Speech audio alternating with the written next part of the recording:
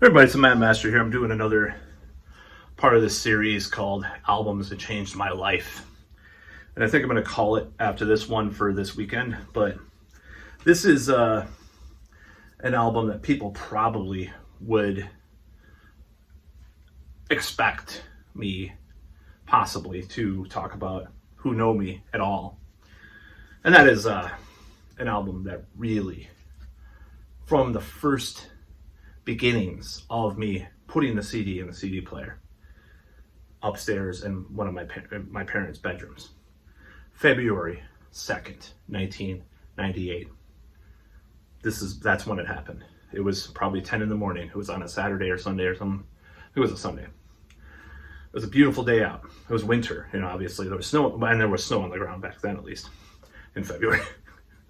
And it was a beautiful day though. It was a nice sun. I put it in, and the first song, Traveler in Time, came up, and I was forever changed. It was speaking to my consciousness of my reality, and that is Blind Guardian, Tales from the Twilight World. And this album was the impetus for most of my musical, I would say just a huge part of how I play music and why I play music and what I play in a lot of ways. Because once I heard those beginning strains of that, the morning sun of dew, and then they went into the song, and then they did the choir vocals, I was like, whoa, it's so incredible at the time. So the story behind that is that, and I'm doing this a little bit out of order, so I'm going to do I decided to do this one first because I was just in front of the other records that I don't know, it's just in order of, I don't have any particular order of how my records go in my record collection, but it was the next one I pulled out. So this one I'm going to probably backtrack a little bit. I don't normally do that, but I'll just do it this one time because I felt like doing this video. I was in the mood for this video more so than the other video that I'm going to do. And I was reading Metal Maniacs, and I was reading about Samoth from Emperor, what he's been listening to, and he was like, various songs from various albums, Blind Guardian. They used to have these playlists that all these bands would have, Then Dark Tranquillity said, oh, you listen to Blind Guardian, Halloween, and Scanner, and Gamma Ray. I think it might have said Gamma Ray. It was one of the influences on Swedish melodic death metal. People don't talk about that much, is the German power metal stuff. So it sounds like Iron Maiden with death metal. No, it doesn't. Maybe a little bit, but it has a lot of that other stuff. It's just like King Diamond's music is definitely an unacknowledged, well, it's acknowledged by John Notvite of, I don't know how to pronounce his name, of Dissection, or it was. However, he acknowledged King Diamond. He didn't say it was just Iron Maiden. Iron Maiden only went up to a certain point with their harmonized stuff, but then the next step was the German stuff. And that includes Blind Guardian, of course. Because what this album had for me was this fantastical exploration of this medieval fantasy, or whatever you want to call it, vibe in a speed metal presentation with Queen kind of vocals, but Queen with a gruffer, like Blackie Lawless meets James Hetfield maybe, kind of presentation too in there, and all synth, a little bit of synthesizer here and there, a little bit of orchestration. So I read that Metal Maniacs, and then I read this other thing. There was an article about space rock and progressive metal. Jeff Wagner of Metal Maniacs wrote, and he was interviewed for this other magazine, and he talked about the biggest band in Germany right now is Blind Guardian. They're coming out with this Nightfall in Middle Earth next year or whatever, or in a couple, or in 6 months or something. So I did get into them before Nightfall came out. Relatively shortly before it came out, but nevertheless. And it was like, at the time, I was really burnt out on all the reality stuff in the 90s. it was partially because maybe I was depressed or something. Like I didn't want to hear about Trent Reznor complain about his, you know, tense relationship gone wrong in a new album. Or, I mean, the Fragile's pretty good, but I'm just saying, I didn't want to hear like the third-rate grunge or electronica groups that were coming out. I didn't want to. I wanted to escape a little bit, like Fate's Warning, Awaken the Guardian, kind of like that too. So I was getting more in fantasy stuff, at the time too. I was getting more fantasy books and stuff. So I was like, oh, they talk about Tolkien. It's like, wow, that's crazy. Whole albums about Tolkien too. At least the new album that was going to come out. But I ordered this on CD, which I still have. And from a mail order place only about 70 miles away or 60 miles away, this place called RAM Music in was it Brookfield, or it was West, it was one of the suburbs of Milwaukee. And it came the next day. I took it off the porch, I opened it up, I was like, wow, that's a cool cover, and I put it in the CD player. I was like, that's it, this is it, man, this is it. Like I had never I think there's only a couple of moments where I immediately liked the band and got into them. There's only this is one of the only moments. Like Heat was another one, and I might do that one. I don't know, but I'm a little burnt out in Heat a little bit, honestly, but I still love them. But I just listened to them way too much for a long time. But like this album, I could still put it on now, and I don't think I'm probably not that burned out on anything. But I'm just saying that I could put it on many years later, and just it's wondrous music that it comes out of the speakers. I love the cover, Andreas Marshall, these fantasy covers that he did for all these bands back in the 90s. Amazing. This is where it really solidified, like, this is me, metal, heavy metal music. And I mean, at the time, it's just like, I think it was in my late teens, let's see, maybe I was, yeah, late or whatever, but it was a big moment I'm a late bloomer, I'm sorry. It was a big moment for me in my life. Like it was a solid 10 out of 10 right away. And I don't usually get albums like that. I was like, what is this? This is something new. Because I hadn't heard bands like power metal. I didn't really hear a lot of power metal. I think shortly thereafter, I bought Secret of the Seven Keys Part 2 because I had heard that back in the day. So my brother had it on tape, and I liked it a lot. And then I was like, I put the two and two together. I was like, I got to get that. That was another thing that came the next day at this record store. I ordered it from a record store. They didn't have it, and then I bought it the next day. Then I got Walls of Jericho, and I got Rage, not Rage Against the Machine, all these albums, Running Wild, Gravedigger, all these albums. A lot of the same production teams on some of those 90s albums too that were just killer. Gamma Ray, Somewhere in Space. Just amazing, My friend told me, he's like, I saw this thing at Exclusive Company, who was a record store. It said Gamma Ray's new album is kind of based on 2001: A Space Odyssey, and that was one of my favorite movies. So I was like, I mean, it's not based on 2001: A Space Odyssey, but it has some elements of that. It's like, oh, I gotta hear that. Oh, that's a Halloween guy. Oh my god. Bought that. I was like, oh my god, this is so incredible. So this is kind of the most exciting thing in my life ever. This album, probably one of my favorite albums of all time. I stand here, saying this, but this really had an effect on my life. I would not stop listening to Blind Guardian. I ordered all their albums, and by the way, all their albums were imports at the time. They did not sell them in the United States. I had to order them all mail order. It's I'm getting all of them. I would get them in the mail. $30 I spent, or something on a CD.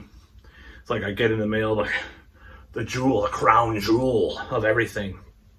It was a crown jewel of it was the holy grail of metal for me. It was because I love Iron Maiden, Metallica, and Megadeth and stuff. And then, I liked Queen or Pink Floyd or whatever. And it just had all these elements mixed together in this way that was just that's it, And I wouldn't call it progressive by any means, but it just something just clicked in my head with regards to that band, and that was the beginning. Like, I can't even. I remember. I mean, I don't even think I remember the exact moment I got into Iron Maiden. But Blind Guardian, I've seen him live like 5 times now, 4 or 5 times. Yes, let's see. So on Prague Power. Then, yeah, 4 times. I've seen him 4 times, and I'm always tearing up at the shows. And I sing every lyric of all the classic stuff, at least. Like, some of their newer albums don't click with me as much, but even that sounds great live. Like, as far as the 2 bands, I would have to say, and I love Judas Priest. Judas Priest is pretty clipping at the heels of these 2 bands most of the time. Probably my 2 favorite bands of all time. And Merciful Fate's pretty high up there now too. Honestly, I just can't stop listening to them lately. So, and I always love Merciful Fate, King Diamond. Well, Blind Guardian and Iron Maiden, probably my 2 favorites of all time. And this is what really launched that power metal thing with me. And it was, you're playing too many 16th note riffs, Matt. You know, it's too repetitive. Well, this is what all I got to say to that. So this is the best album ever. So I got criticized for that, back in the day. Yeah, I'm playing too many 16th notes because that's like power metal, dude. I'm sorry. I got so pissed back then. I was so sensitive. But yeah, so anyways, like, that is my thing. Like, that, I mean, I like a lot of other stuff, but like playing this, it's like a speed metal thrash album as well. Like, I mean, I was thinking about like Slayer, and Slayer is like Toman the Omen Stouch or whatever. The drummer is, to me, is like Dave Lombardo, other than Yoshiki from X Japan. 3 best like speed drummers ever. As far as this kind of like the more speed metal style, the thrash speed metal, whatever. 3 of the best drummers ever. I think it's just brilliant from top to bottom. Now, the production is a little bit like dry in this way that some of their other albums weren't even at the time. But it works, it's just like, whoa, it does work, even though it is kind of like Justice for All, kind of less treble kind of guitars and stuff, like more high mids or whatever. And the bass is, Hansi Kirsch was playing bass. It's not really that prominent bass playing or anything, but he's more of a singer. I think he quit during Nightfall on Middle Earth, actually. But yeah, I bought this, and I would just I bought all these albums. That's what I would do, like twice a week. I'd buy a CD from Europe at the time, and I bought all these albums. Actually, a lot of them were over there. But I bought all these albums. And it was such a big influence on my life. Like, I cannot even underestimate how much that album really launched. At this point in my life, more than Black Flag Damaged, maybe not more than Iron Maiden, because I've launched everything, but like, just, it gave me the impetus to write stuff in my own projects that were more fantastical, and to this day, like, I like reading fantasy novels and stuff, but I'm probably a little bit more of a horror guy overall. But fantasy metal, on the other hand, that's my bread and butter. I love it. I love at least like the non-super cheesy ones. Because this is another thing about Blind Guardian that people do not talk about. They are dark, okay? Look at this cover. They are dark. They're not like Rhapsody of Fire. They're not like some of these newer bands coming up. They're dark. They get depressing songs too, like Bright Eyes, Blinded by Fear of Light, Imaginations from the Other Side. I mean, they're kind of depressing and dark. Like Iced Earth were, they kind of had, because they got a lot from Iced Earth too, actually, at the time, because they toured with them at a certain point too, or they were influenced by each other for a while too. And I'm not going to talk about the politics of that, because it's just ridiculous. But obviously at this point, especially, whoa, geez. Working into a minefield, so expect the worst, to quote Judas Priest, or to paraphrase Judas Priest. So yeah, this album, just, to me, it's sublime, because it's my favorite one, but it's not, because it's one that got me into him. I'll listen to probably Battalions of Fear more often now than that, or Follow the Blind. I don't know why. I just, some of those early ones like fit more my mood lately. But Tales from the Twilight World it's a breakthrough album too for them. 1990. It broke through this. You talk about like what was going on with music and stuff in the mainstream. This is definitely not it. This is definitely the opposite of everything that could be. When I bought it, it's like, yeah, all this, we're real, we're street, man. This rock that's coming out, we don't play guitar solos, we're so great. Ugh. And here they're coming out with this clean kind of orchestrated kind of metal, sort of, and with speed metal though, with a speed metal thing. And it just Hansi Kirsch's vocals are just so impassioned, just so intense, and it's just like, when I see them live now, I'm just like, oh my god, this is so amazing. And I like I said, they're my second favorite band of all time because of their later albums, right? Same with Iron Maiden, but just that classic period just wipes the floor with everything else. And I love Halloween, Gamma Ray, and Rage, and Running Wild, and Gravedigger, and Scanner. Scanner's great too, underrated band by the way. Iron Savior, great albums, the early stuff especially.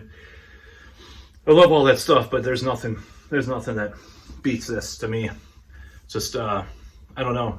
Live, especially live, like when I see these songs live, when he plays these songs live, that's the thing. And the thing about Blind Guardian is they're misunderstood because people want to hear all the orchestration and all this stuff live, and they don't do that. They don't put all these backing tracks and keyboards and stuff live. They have a keyboardist, of course, but the audience does the backing vocals. It's ingenious because it's like it saves money too. It's like if you have a hall full of bards singing along with Blind Guardian, you don't need backing. They have people do backing vocals, but they don't have the choir vocals like 100 tracks. Not on that one, but on the later albums they went a little ridiculously overboard. But you don't need that when you have a hall of screaming heshers. When they're all singing along at the same time, it's a genius move. Listen to the Bard song live. It's like the whole place is singing along. That's what made him so genius. So people see Blind Guardian live sometimes might not like understand if they're not like a super fan like I am, or I am, but I'm just like, I'm not as enthused on their later material. I'm just saying. But when you see them live, even for the new stuff, it's great. It sounds great too, by the way, just like Iron Maiden, like I said. It's a different experience. And you either get it or you don't, you don't understand. Like some people just want to hear the slick ass, like all these backing track production, mixed in, like all these keyboard, like you have to recreate everything. But they do recreate everything, but they use the audience to do that. And yeah, to be fair, maybe some of the criticisms were because sometimes, certain notes aren't hit, with the vocals and stuff, especially more later on. But the reason for that is probably trying to preserve your voice, and he has. One of the singers that can still sing this stuff. And to be fair, too, this was more of a period of time, like 2010, that period, I think he was kind of not singing as high, but later on, he's hitting a lot of the notes again, too. And he has a very unique voice, and it's not for everybody all the time, but it's my favorite singer, probably, in metal, other than Rob Halford. So, yeah, take that for what it's worth. I don't know. But yeah, this has changed my life and still has. I see it, I'm like, get excited, not in a kinky way, but, in an excitement way. But anyways, that's about all.